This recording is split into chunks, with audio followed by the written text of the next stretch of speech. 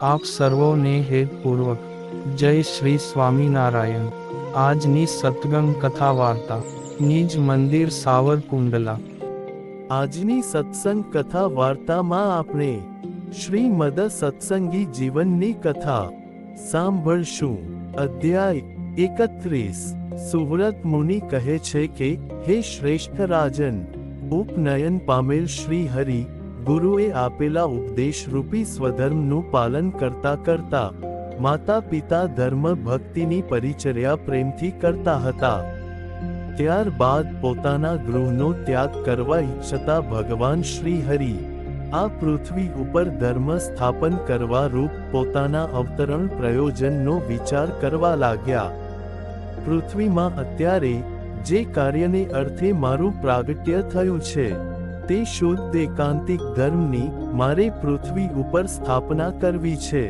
તેથી મારે ગૃહ ત્યાગ કરવો જોઈએ, પરંતુ મારી પ્રાપ્તિથી માતા પિતાને અતિ સુખ વર્તે છે અને તેમને શત્રુઓનો મહાન ભય પણ નિવૃત્ત થયો છે। જો હું અત્યારે ગૃહનો ત્યાગ કરીશ તો માતા પિતા અતિ દુઃખી થશે તથા મારા વિયોગનું દુઃખ તેઓ સહન નહીં કરી શકે। તેથી પ્રથમ માતા પિતાને દુર્વાસા મુનિના શાપથી મુકાવીને પછી જ આ ગૃહનો ત્યાગ કરીશ। હે રાજન, શ્રી હરિએ આ પ્રમાણે પોતાના અંતરમાં ગૂઢ સંકલ્પ કરીને વેદાધ્યયનને વિશે આદર ભાવ રાખી પોતાના ભવનમાં નિવાસ કરીને રહ્યા અને શ્રી રામકૃષ્ણનું ભજન સ્મરણ કરતા હતા। શ્રી હરિએ વિદ્યાભ્યાસ માટે બીજા કોઈ વિદ્વાન ગુરુનો આશ્રય લીધો નહીં, કારણ કે શ્રી હરિએ સર્વ કરતાં શ્રેષ્ઠ પિતા ધર્મદેવનો જ વિદ્યા ગુરુ તરીકે સ્વીકાર કર્યો હતો।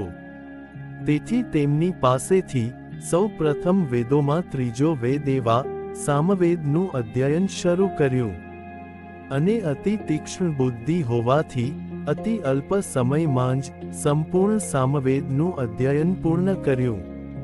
તેથી પિતા ધર્મદેવ અને અન્ય વિદ્વાનો પણ અતિ આશ્ચર્યમાં ગરકાવ થયા।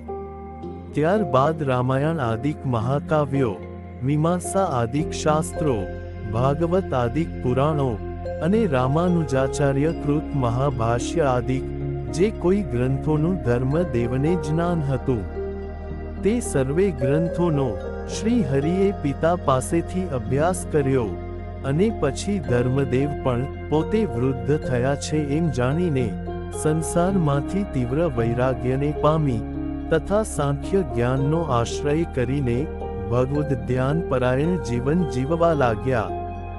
ધર્મદેવે શ્રી હરિને સ્વધર્મ, જ્ઞાન, વૈરાગ્ય, યોગ તેમજ ભક્તિનો યથાશાસ્ત્ર અનુભવ પ્રમાણે ઉપદેશ કર્યો। પછી સૌરાષ્ટ્ર આદિક પ્રાંતમાં વિચરણ કરતા ઉદ્ધવાવતાર સદ્ગુરુ શ્રી રામાનંદ સ્વામીનો મહિમા સમજાવ્યો। પછી પોતાના ઉદ્ધવ સંપ્રદાયની સમગ્ર રીતિ, નીતિ, પ્રવૃત્તિ, વર્તન આદિકનો પ્રકાર હેતપૂર્વક શ્રી હરિને સમજાવ્યો। હે રાજન, શ્રી હરિ પણ અલ્પકાળમાં જ વિદ્યાદિક તથા સ્વધર્માદિક સર્વ ગુણોમાં પિતા ધર્મદેવ તુલ્ય યશસ્વી થયા। જન સમુદાયમાં પ્રશંસનીય અને પૂજનીય બન્યા। પિતા ધર્મદેવ જ્યારે પોતાના ભુવનમાં શ્રીમદ ભાગવતની કથા વાંચતા ત્યારે શ્રી હરિ ભગવદ્ ગુણાનુવાદનું એકાગ્ર મનથી નિરંતર તેનું શ્રવણ કરતા હતા। હે રાજન, ત્યાર પછી ધર્મપ્રિય શ્રી હરિએ પિતા ધર્મદેવ થકી સમગ્ર મહાભારત, સપ્તખંડાત્મક સ્કંદ પુરાણ તથા ઋષિઓએ રચેલ ધર્મશાસ્ત્ર સ્વરૂપ આર્ષ ઋષિ પ્રણીત સર્વ સ્મૃતિઓ વગેરે ગ્રંથોનું અનુક્રમે પ્રેમપૂર્વક શ્રવણ કર્યું।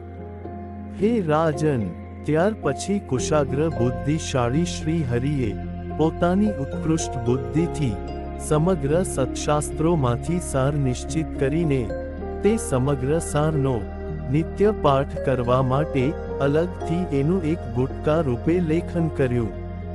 તેમાં શ્રીમદ ભાગવતમાંથી સાર રૂપે પંચમ સ્કંદ અને દશમ સ્કંદ, સ્કંદ પુરાણમાંથી સાર રૂપ શ્રી વાસુદેવ મહાત્મ્ય, સમગ્ર મહાભારતના સાર રૂપે શ્રીમદ ભગવદ્ ગીતા, વિદુર નીતિ અને વિષ્ણુ સહસ્ત્ર નામ અને સર્વ ધર્મ શાસ્ત્રોના સાર રૂપે સર્વોત્તમ યાજ્ઞવલ્ક્ય સ્મૃતિનું આલેખન કર્યું.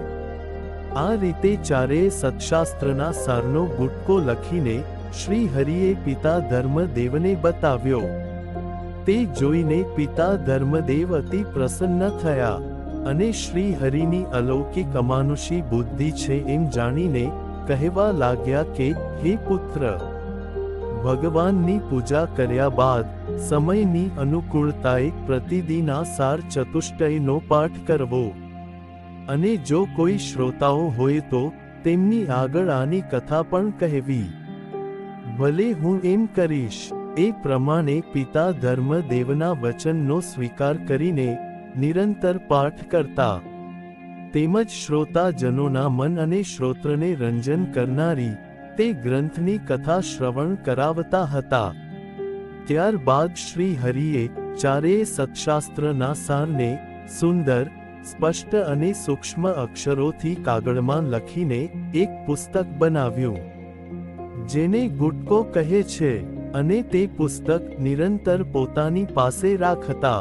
આને પ્રતિદિન શ્રીમદ ભાગવતાદિક સત્શાસ્ત્રોનું શ્રવણ કરતા હોવાથી શ્રી હરિને ભગવાન શ્રી કૃષ્ણ પરમાત્માને વિશે જ ઉપાસ્ય બુદ્ધિ સુદૃઢ બની હતી.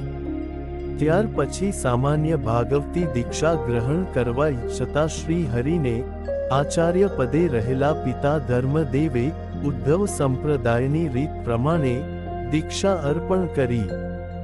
ધર્મદેવે વિવેકશીલ શ્રી હરિને શ્રી કૃષ્ણના અષ્ટાક્ષર મંત્રનો ઉપદેશ કર્યો. ત્યાર પછી 3 અહિંસાદિક સદ્ધર્મનો પણ ઉપદેશ કર્યો. પિતાના કહેવા પ્રમાણે શ્રી હરિ પ્રેમથી ભગવાન શ્રી કૃષ્ણનું પૂજન કરતા, અને પોતાના સ્વરૂપમાં સમસ્ત કલ્યાણકારી ધર્મો સહજ સિદ્ધ સદા રહેલા હોવા છતાં લૌકિક ભક્તજનોના શિક્ષણને માટે સર્વ સદ્ધર્મનું પાલન કરતા હતા. હે રાજન, મનુષ્યોને માટે અતિ દુષ્કર એવા 8 પ્રકારના બ્રહ્મચર્ય વ્રતનું આ પૃથ્વી ઉપર સારી રીતે પાલન પોષણ કરવા માટે સ્વયં પરમાત્મા હોવા છતાં પણ શ્રી હરિ લોક શિક્ષાને અર્થે યથાર્થ પાલન કરતા. આમ સત્શાસ્ત્રનો અભ્યાસ અને નિરંતર ભગવદ ભક્તિ કરતા શ્રી હરિને જન્મથી 11મું વર્ષ પ્રાપ્ત થયું. તે સમયે અશ્વસ્થામાના શાપને કારણે શસ્ત્ર રહિત ફરતા એવા શ્રી હરિને મારવાને અર્થે ઉત્સુક મનવાળા અસુરોના વારંવાર ટોળે ટોળા મળીને અયોધ્યાપુરીમાં આવવા લાગ્યા. તે અસુરોએ દંભથી વૈષ્ણવપણાનો વેશ ધારણ કર્યો હતો. તેઓ શરીરે મહાબળવાન અને મદોન્મત્ત હતા. તેમના નેત્રો લાલચોળ હતા અને હાથમાં ભયંકર તલવાર આદિ શસ્ત્રો ધારણ કર્યા હતા. મારવા આવેલા તે સર્વે અસુરો ભગવાન શ્રી હરિના યોગ પ્રભાવથી જ પરસ્પર મોહ પામ્યા. તેથી પરસ્પર શત્રુ ભાવ ઉત્પન્ન થયો, અને આ જ શ્રીહરિ છે એમ પરસ્પર માનીને અંદરો અંદર એકબીજાનો સંહાર કરવા લાગ્યા. જેવી રીતે સંશતક નામના ક્ષત્રિયો અર્થાત એકવાર પ્રતિજ્ઞા કરીને યુદ્ધમાં ઉતરે પછી કદી પાછા ન હટે એવા ક્ષત્રિયો પૂર્વે મહાભારતના યુદ્ધમાં ઉતર્યા ત્યારે અર્જુનના ત્વાષ્ટ્ર નામના અસ્ત્રથી પરસ્પર મોહ પામીને એકબીજાને અર્જુન માનીને પરસ્પર યુદ્ધ કરવા લાગ્યા અને નાશ પામ્યા. તેવી જ રીતે અહીં અયોધ્યામાં પણ સર્વે અસુરો પરસ્પર શ્રી હરિ માનીને યુદ્ધ કરીને નાશ પામ્યા.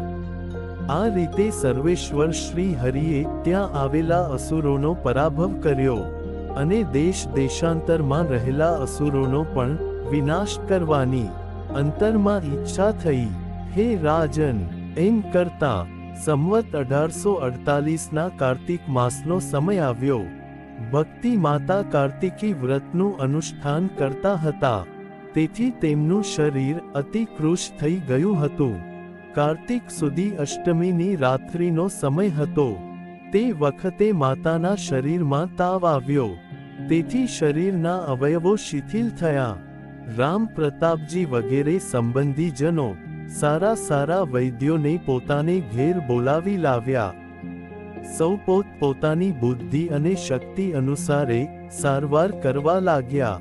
તે વૈદ્યોએ પણ તાવનો પ્રતિકાર કરવા માટે અનેક ઉપાયો કર્યા, છતાં પણ તાવની પીડા શાંત ન થઈ. તેથી ભગવાન શ્રી હરિ નવમીની રાત્રિએ માતાને હિતકારી બોધ વચનો કહેવા લાગ્યા. માતાનો અંતકાળ નજીકમાં જ છે એમ જાણીને શ્રી હરિ માતાની સમીપમાં બેસીને સેવા કરવા લાગ્યા અને માતાને સ્વસ્વરૂપનું જ્ઞાન આપવાની ઈચ્છાથી કહેવા લાગ્યા. સંસ્કૃતિ સંકટનું કારણ હે માતા, સર્વ સતશાસ્ત્રોએ માન્ય કરેલા અને સર્વેનું હિત કરનારું મારું વચન સાંભળો. હે માતા, આ જગતમાં ભગવાન વિષ્ણુની માયા જ જીવ પ્રાણી માત્રને જન્મ મરણ રૂપ સંસ્કૃતિના પ્રવાહ રૂપ અતિશય દુઃખને આપનારી છે. માયાને તરવાનું સાધન હે માતા, સ્વધર્મ, જ્ઞાન, વૈરાગ્ય યુક્ત એવી તીવ્ર પ્રેમપૂર્વકની ભક્તિ વડે ભગવાનના સ્વરૂપમાં જ્યારે મન સ્થિર થાય છે ત્યારે માયાની સંપૂર્ણપણે નિવૃત્તિ થાય છે. તે માયા જ સર્વે દુઃખોનું મૂળ છે. તેને તરવા માટે ભગવદ ભક્તિ યોગ જ સર્વશ્રેષ્ઠ સાધન છે એમ હું માનું છું. હે માતા, જે પ્રમાણે મેં તમને કહ્યું છે તે પ્રમાણે જ સાંખ્ય, યોગ, પંચરાત્ર વગેરે સત્શાસ્ત્રો તેમજ તેમના જ્ઞાતા મહર્ષિઓ પણ કહે છે. સુવ્રત મુનિ કહે છે કે હે રાજન, પોતાના પુત્ર શ્રી હરિના મુખ કમળમાંથી નીકળતા અમૃત વચનોને પરમ આદરથી શ્રવણ કરતા માતા ભક્તિ દેવીને પુત્ર શ્રી હરિની ઈચ્છાથી પૂર્વની જેમ આ મારા પુત્ર જ સાક્ષાત નારાયણ છે એવી સ્મૃતિ થઈ. તેથી મનમાં અતિ પ્રસન્ન થયા અને જગતના પદાર્થોમાં વૈરાગ્ય થયો અને પોતાના પુત્ર શ્રી હરિને શરણે થયા. ડોલિયા ઉપર માતા તત્કાળ બેઠા થયા અને બે હાથ જોડીને શ્રી હરિને પ્રણામ કર્યા. તેમજ શ્રી હરિની આગળ સ્વચ્છ ચિત્તે બેસીને અંતરમાં સંસારના બંધનોમાંથી મુક્ત થવાની ઈચ્છા થઈ. તેથી આત્યાંતિક મોક્ષના સાધન વિષયક પ્રશ્નો શ્રી હરિને પૂછવા લાગ્યા. ઇતિ શ્રી મદ સત્સંગી જીવને નારાયણ ચરિત્રે ધર્મશાસ્ત્રે પ્રથમ પ્રકરણે શ્રી હરિએ વિદ્યા અભ્યાસ તથા પિતા પાસે સામાન્ય દીક્ષા ગ્રહણ કરી અને આવેલા અસુરોના સમૂહનો સંકલ્પ માત્રથી વિનાશ કર્યો. તેના નિરૂપણ નામે 31મો અધ્યાય સંપૂર્ણમ. અને હવે પછીની કથા વાર્તા આપણે આગળના ભાગમાં સાંભળશું. અત્યારે આપ સર્વોને ભાવથી જય શ્રી સ્વામિનારાયણ.